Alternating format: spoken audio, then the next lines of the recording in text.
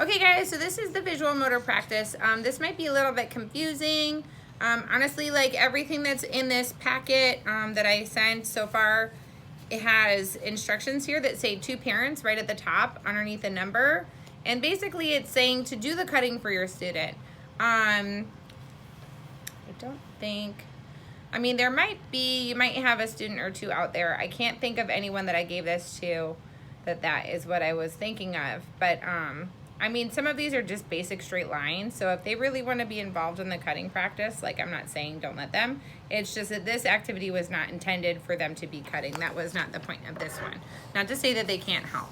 But so the instructions are saying to cut along this line here. And then to cut along this line here. And the idea with this is they're really just practicing gluing and then lining this up. So they're having to really look with their eyes to make this picture make sense. So in the instructions, I believe even say right here to show them how it matches, but it's kind of like gluing a puzzle together is what this whole activity is. So it should be up to them to glue. I love if you have this glue at home, it's my favorite.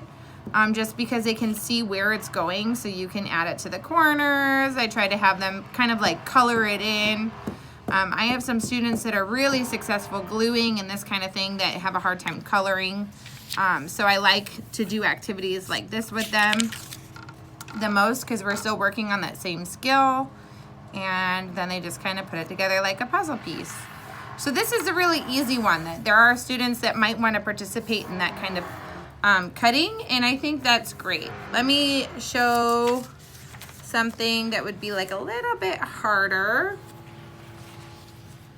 Like for example, this one, the fish under the sea. So same idea. I would want you as parents to cut this out. If you really wanted to get fancy, you could cut out the whole picture. It's not necessary. But so you're prepping this for your student.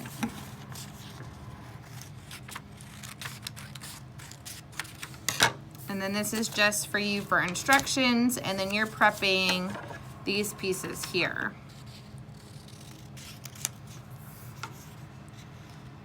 So this is really working on visual attention. I suppose we could also call this working on some visual perception, because they're going to have to find out how these pieces fit into those blank spaces. All really great skills. We don't write goals for all of the things that we work on in OT because our goals have to be educationally relevant.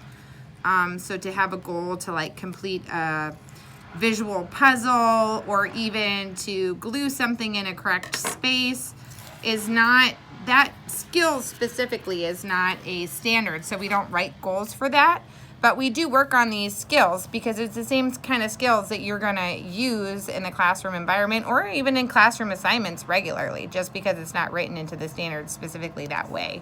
So that's why I've provided you with these activities. So then you would give this to the student and see if they can glue those pieces into the picture, just like that. Maybe even line it, I started gluing, I shouldn't have, but maybe even line it up for them and see this is where the fishy goes, this is where the triangle goes. And the motor skill aspect is how well can they actually line that up into that blank space. So same thing, I kind of mentioned this before, you're working on the gluing, try to glue only in that white space. It has a picture of these glue bottles.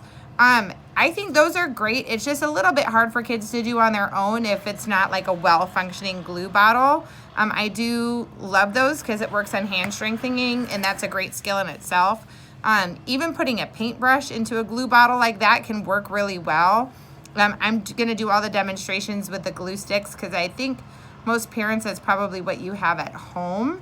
And even when they're in school, like most of the time teachers and OTs like myself and Miss Lori Sherry, we reserve those glue bottles for activities where you really need to have that white glue to glue stuff on. So they're mostly using glue sticks when they're at school, has been my observation. In kindergarten, first grade, all of the grades.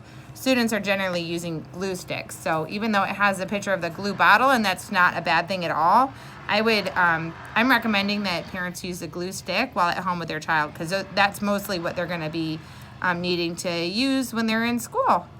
So in the end, they'll have a nice little picture like this. You know, that could be really fun for them. I hope you enjoyed them.